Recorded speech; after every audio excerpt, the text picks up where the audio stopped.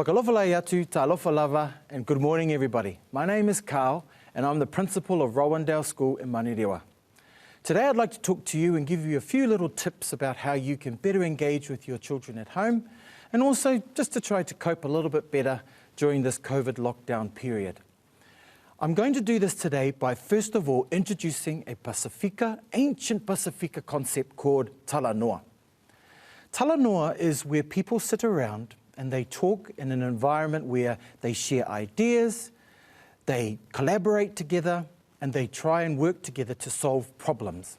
They try and work together to make things work, to try and make things move, to try and get to a certain point in their lives. And so what I'm going to do today is I'm going to tell you a story a little bit later, but I just want to touch on what Talanoa is, because I think it's something that can really help you in your home when you're talking with your children or as a family now that we're in lockdown. Talanoa incorporates 4 values that I believe. One of the values is respect. So you need that respect when you are talking or you're talanoa, you're engaging with someone in communication. You need alofa, which is love, aroha. So you need to actually care about one another and do it in an environment that embraces that. You need mawhana. So you can't have any talanoa if it's pretty cold. Mawhana is warmth. Mawhana is feeling like you belong. So you need to make sure that if talanoa is to happen in your house, they need to really want to be there. And finally, maalie, humour. If it's not funny, most of us will walk out of the building. So you need to ensure that you add humour, add your personality, so that everybody in the room feels comfortable, breaks the ice, makes everything go smoother. And so that's what I will use to underline how I will talk to you about some of those ways in which you can support your families at home. So today, I'd like to tell you a little story using Talanoa about something that's special to me. So as you can see, I'm wearing my poppy, and it was Anzac recently. And Anzac Day means different things to different people. For those that don't know, Anzac stands for Australia New Zealand Army Corps. And it is once upon a time, it is remembering the war and the efforts that our soldiers have, men and women in the past, served our country to keep us nice and safe and sort out some things that were happening overseas. And so every Anzac Day as a kid, I used to wake up, Mum used to force us, get up, come on, what's going on? And I never really understood it until later in life when I reflected back on why we used to go every morning on Anzac Day to Avondale RSA to watch my granddad march.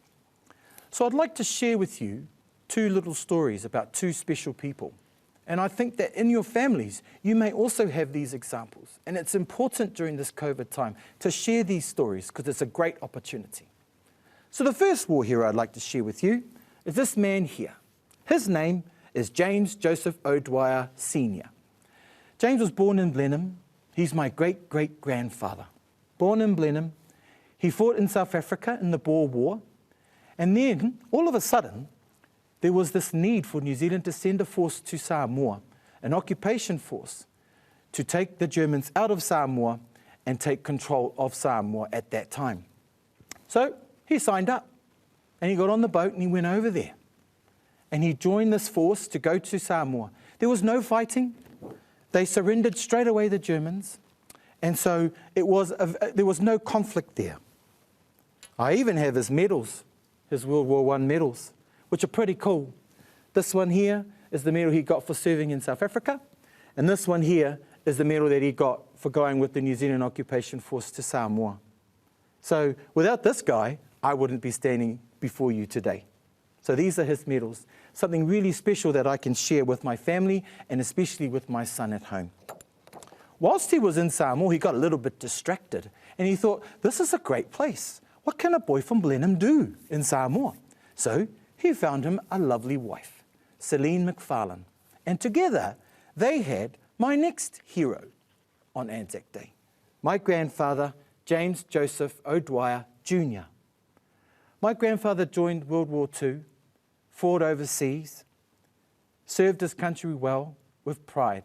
I'm so proud of him, and every year down here you'll see some photos where he used to constantly march to remember his friends that never returned and to also support those that did. I'm very lucky to be able to also share his medals that he has. And they all tell a different story, and they all share where he served while he was overseas. So these type of things are really precious to us. And so I'm able to actually talk about these with my own children and with my son. And so it's important that these type of things never get lost. And so during the COVID-19 lockdown, it's important that families take the time to sit down and to share some of these stories in a Talanoa environment where you're sharing your history, you're sharing special characters or people in your families, or you're just telling stories of your own history and what you've been up to when you were young. Children love stories. Children love to hear their parents share some things about their lives.